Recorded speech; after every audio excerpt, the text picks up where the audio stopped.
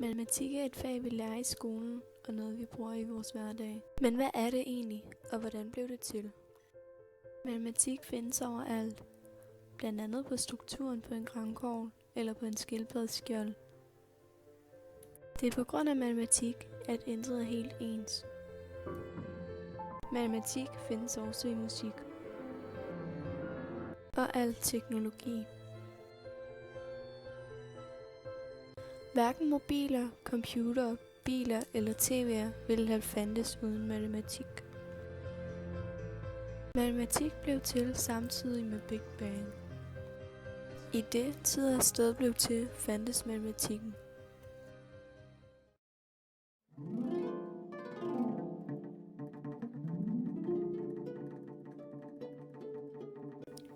De første matematiske fund, man har, er fra dengang babylonerne og de gamle egyptere levede, altså allerede 1800 år før Kristus.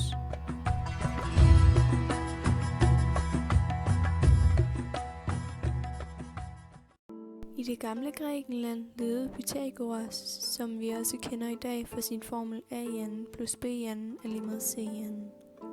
Mange kalder ham matematikkens fader for denne formel, som faktisk ikke er hans. Babylonerne havde nemlig allerede opfundet den, før han levede. Alligevel er han meget vigtig i matematikkens historie, fordi han fandt et system af musik, som vi stadig bruger dagen i dag.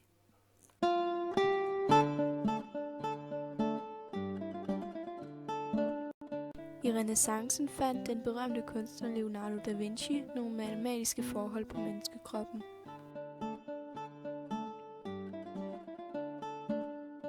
Det siges, at Galileo Galilei en dag stod på toppen af Pisa. Han kastede 2 kugler med forskellig masse ned, og sådan fandt han ud af, at de ramte jorden på samme tidspunkt. Men Aristoteles, som levede i det gamle Grækenland ca. 300 år før Kristus, var dengang kommet til en anden konklusion.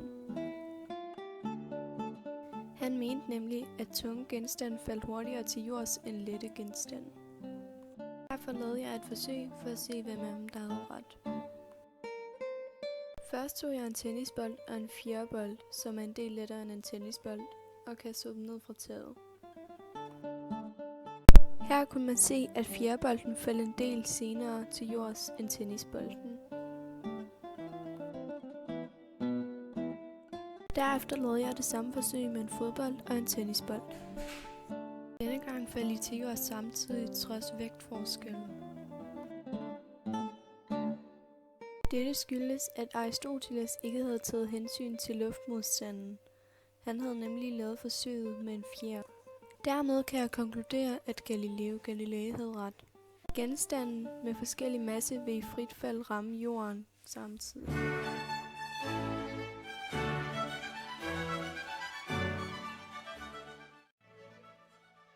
Matematik hænger også meget sammen med filosofi. Der var blandt andet Newton. Mange så æblet falde, men han tænkte, hvorfor? Nu til dags har vi lommeregner og computere, som kan beregne alt for os. Derfor er der mange, der synes, det ikke længere er vigtigt at lære. Men det er det. Matematik er nemlig essensen af livet. Og for at kunne forstå livet, skal man kunne forstå matematikken og lære at bruge det.